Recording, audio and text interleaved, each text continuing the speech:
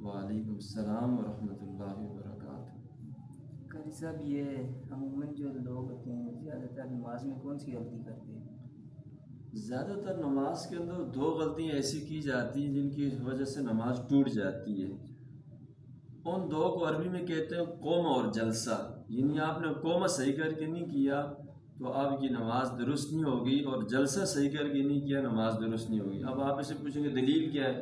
صحیح بخاری شریف میں کتاب الصلاۃ کے اندر امام بخاری رحمۃ اللہ علیہ حدیث لے کر آئیں، ایک صحابی تشریف لائے، انہوں نے 3 دفعہ نماز پڑھی، ہر بار سرکار دو عالم صلی اللہ علیہ وسلم کو جا کے سلام کرتے، امام الانبیاء صلی اللہ علیہ وسلم ان سے کہتے آپ تشریف لے جائیں، دوبارہ نماز پڑھ کے آئیں۔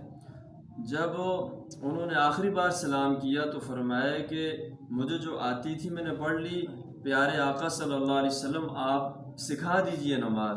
آپ نے فرمایا کہ جب رکوع کرو تو سیدھا کھڑے ہو جاؤ، فوراً نیچے نہ جاؤ، سجدہ کرو تو سیدھے اٹھ کے بیٹھ جاؤ، رکوع کے بعد بھی سجدے کے بعد بھی تمہاری کمر بالکل سیدھی ہو جائے، جیسے پرندہ جو ہے وہ اپنی چونچ مارتا ہے زمین پہ، اس طرح سجدہ نہیں کرنا، تسلی کے ساتھ قوما کرنا ہے، تسلی کے ساتھ جلسہ کرنا ہے۔ یہ 2 چیزیں ہماری نماز میں آج نہیں ہے، جس کی وجہ سے ہماری دعا قبول نہیں ہو رہی، جس کی وجہ سے ہماری نماز قبول نہیں ہو رہی، بلکہ روایات میں آتا ہے کہ ایسی نماز گندے کپڑے میں لپیٹ کر ایسے منہ پہ مار دی جاتی ہے۔ تو اللہ رب العزت ان 2 غلطیوں سے پوری امت مسلمہ کی حفاظت فرمائے۔